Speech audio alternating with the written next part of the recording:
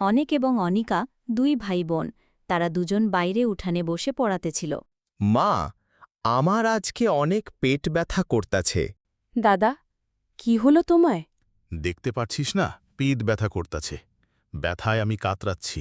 পেট ব্যথা নাকি স্কুলে যাওয়ার সময় হয়েছে তাই না যাওয়ার বুদ্ধি? তুই এত বেশি কথা বলিস না? আমি কোনো অজুহাত শুনব না, তোমাকে স্কুলে যাইতেই হবে। মা, সত্যি আমার পেট ব্যথা করতেছে। আমি বললাম না, আমি কোনো অজুহাত শুনব না।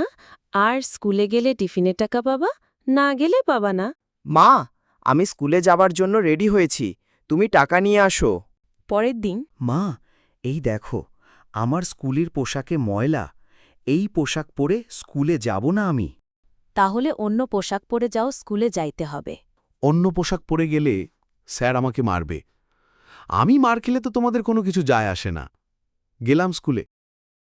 বাহ, আজকে তো বৃষ্টি হচ্ছে, কিন্তু কম ফোঁটায় পড়ছে বৃষ্টি।